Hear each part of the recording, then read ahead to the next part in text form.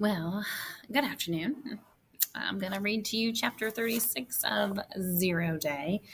I still am a little caught off guard that McQueen is dead. I didn't think that would actually happen. So it truly caught me off guard. Um, and I can't imagine the implications of what that must feel like for Darrow. Do you think it'll just end up looking like he had a heart attack, or do you think they will investigate it a little bit further, being that he works for the government? These are questions that I wonder about, and I hope that when you start reading your own personal independent reading book, you start asking some questions related to your plot to help you stay involved in the actual reading. Here we go. Darrow stood outside Harper's recording studio, tapping his foot and glancing futilely up and down the empty hall. When the red light flicked off, he knocked and he pushed the door open, not even waiting for an answer. "Hey!" Harper said with a jolt. She pulled her headphones off. "You scared me." "Sorry." Darrow walked inside.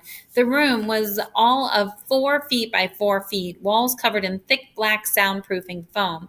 Harper sat in front of a small table that held a computer, a couple of speakers, and a notepad.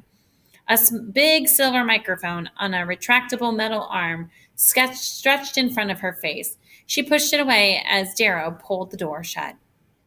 "What's up?" she said. "Want to be interviewed for my next segment of Children of Rich and Famous and how they manage to cope with driving ridiculously fancy cars and hanging out with beautiful people?" "No," Darrow said, without even smiling at her lame, reoccurring joke. She began pacing the small room. He began pacing the small room. "Something happened. I need your help." He'd come straight from McQueen's office. The whole thing had left him rattled, and not just because he'd never seen someone die before. What the heck had McQueen been trying to tell him? It was something about Addie. "Whoa, deep breath," Harper said. "Have a seat and tell me what's going on." Darrow sat in the metal folding chair tinged with rust and tapped his long fingers nervously on the desk. "I need a favor," he said. "Okay," she said slowly. "What?" "Remember last year when you did that expose on the football team selection?" Darrow said, "recording the coach taking bribes for the starting lineup." "Yeah," Harper said in a snort. "Man, stuff really hit the fan on that one. But what does this have to do with you?" "I was hoping I could borrow whatever you sent the assistant coach in to record them with," Darrow said, spitting the words out almost faster than he could possibly properly announce them. They felt like little missiles shooting from his mouth. "You know, without anyone knowing." "Come again?" Harper shook her head. "You want to record someone without anyone knowing." "Who?" Darrow didn't say anything. "You're going to have to be better than that," Harper said. "Addie?" "Addie," Harper said. "What the heck for?" Darrow's chest burned and he looked away. "It's complicated," he said. "Yeah. Well, I'm not giving you any of this stuff unless you tell me what's going on. You can't just invade someone's privacy for no reason. Sorry, Dee." Darrow knew she was right. He'd made the same argument to McQueen just days ago, right before the guy died in his arms, gasping Addie's name. "Okay," he said. "You can't tell anyone, all right?" "When have I ever told anyone anything?" "I know," Darrow said. He did trust Harper. Right now, she was probably the only person he did trust. "Here's the deal. There's just something off. You know what I mean? She's been locked in a room with almost no human contact for 8 years," Harper said. "Of course something's off." "That's not it," Darrow said. "You know that whole thing with Eleanor trying to expose you and Emma?" Harper visibly cringed. "Someone really saved my butt on that one." "I'm pretty sure that someone was Addie," Darrow said. "Seriously? What makes you think that?" "I just know the way she thinks, and I'm pretty sure she did the same thing for me too, erase my juvenile record before someone could use it against me." "Okay, so she's some sort of high-tech vigilante? What's the big deal?" "It makes no sense. How does someone learn how to do that when they've been locked up with no outside contact for half their life? And why hide it if you can?" Darrow said in a hush. It felt good to talk to someone about his fears, even if Harper was going to tell him he was nuts. In fact, he kind of hoped she would. Then maybe he would stop worrying about Addie and get back on with his life. So, what you think, she has some kind of agenda? Someone on the outside is controlling her? Daryl shook his head. All I know is I'm scared. If there is someone controlling her, she could still be in danger. Her whole family could be in danger. Then you've got to go to the Secret Service, Harper said. Your father, her father, your mother, someone. I can't. They won't believe me. That's insane. Oh, yeah? That guy I told you about? The guy who was going to use my juvenile record against me? He's the only person in the administration who wasn't buying Addie's story.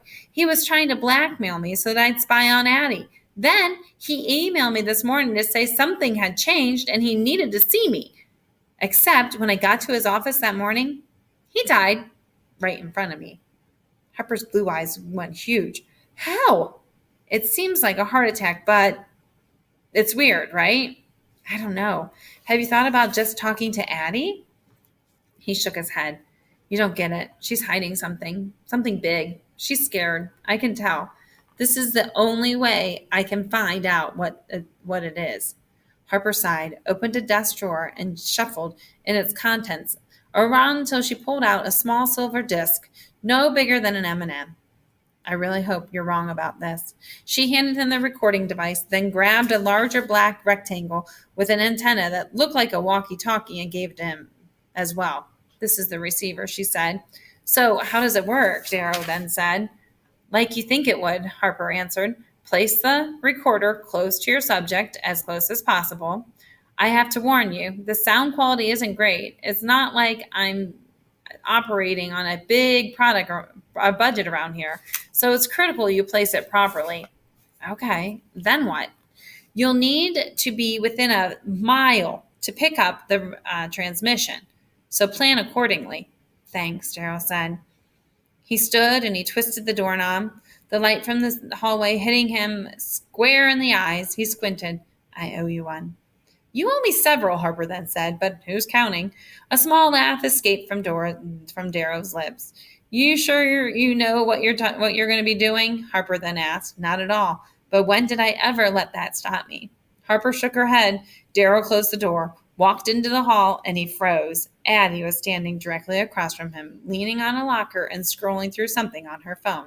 She glanced up. Hey, she said. Hey, Darrow then answered, trying to hide the surprise on his face. You're here.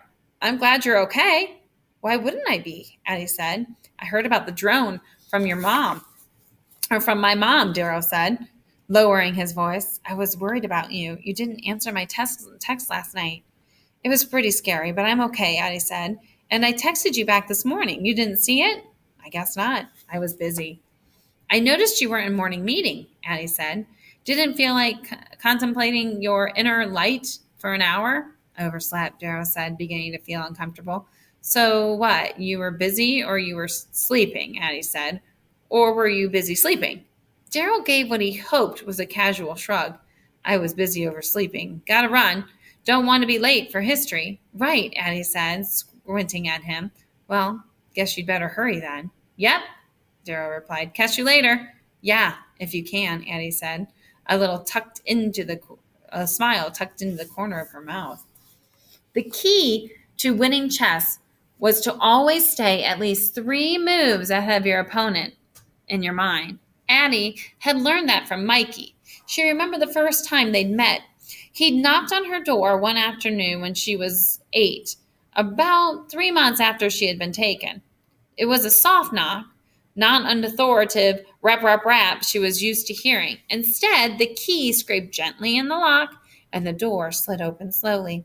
Hello, a soft voice then said. It wasn't a man, but a boy. He was only a few inches taller than Addie. He was thin, with olive skin and whimsy little light brown hair. I thought perhaps you'd like to play. His speech was oddly formal, not like any other kid Addie had ever met. She wondered if he spent much time with other children. He held out a wooden box. I have chess, he said. It's all Father lets me play. Do you know how? She shook her head. Maybe you could teach me, she said. She was so excited to see another person after 3 months of near isolation, another kid. She had no restraint. She had to restrain herself from running over and pulling the boy into the room. There was something so cautious about him, the way his shoulders hunched and he kept his eyes cast downward, that she was afraid she'd scare him away if she did. "Can you come in?" Addie asked. "If you'd like," the boy said. "I would. What's your name?" "Michael," he said. He answered in a trout carefully across He answered as he trouted carefully across the carpet, barely making a sound. He set his box on the table where Addie ate her meal every day and began unpacking the pieces, placing them on the board. He held them up as he talked. "This is the king. This is the queen. These are the rooks, the bishops, and the knights, and of course, the pawns. White always goes first." "Why?" "I don't know," the boy answered. "Those are just the rules." He had a sweet little voice that was barely raised and a kind smile. He didn't seem like a Michael, not at all, more like a Mikey. So Addie began talking and calling him that, and he didn't object. Addie began to watch the clock, waiting for his visits. And he came back every day, box tucked under his arm, carefully setting up the pieces and patiently explaining the game. After the third day, Addie was already figured out how to beat her new friend. But as she cornered his king, preparing for checkmate, she saw the boy's smile crumple in disappointment. Terrified to lose him, she let him win that day, on the fourth and fifth day, too. And on the sixth day, the man finally let her out of the room to join the family. Addie craned her neck and watched Darrow disappear around the corner. She hadn't expected to see him come out of Harper's studio, and it was clear he hadn't expected to see her either. She could tell by the look on his face. It reminded her of when they used to play Go Fish back in the governor's mansion. It was always obvious whenever Darrow drew the card Addie needed. He was totally incapable of holding anything in. Also, Darrow was never late for anything. So what was he trying to hide from her this time? She didn't know, but she would find out because she was pretty sure wasn't an ace of spades, and this wasn't a game of Go Fish anymore. Darrow sat at his desk at home, the childish butterfly locket laid out in front of him. The glue Addie's nanny had used to fix it had long since given way, a single broken hinge barely holding the two halves of the wings together. Darrow flipped it open and pulled Harper's bug from his pocket. He licked his lips and he carefully placed it in the center. Breathe. Breath held. Perfect fit.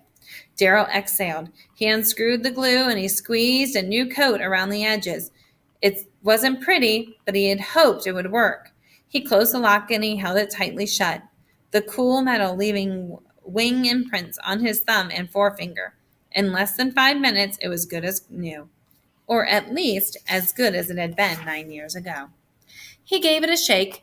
The glue held, and the secret inside barely rattled. Now, to make sure it worked, he turned on the black walkie-talkie, held it to his ear, and spoke into the locket. "Testing, testing," echoed back at him. Darrow switched off the receiver, shoved it all back into his desk, and went to bed, even though he knew sleep would be almost impossible now. That is the end of chapter 36. All right, moving through the book a little bit. More tomorrow.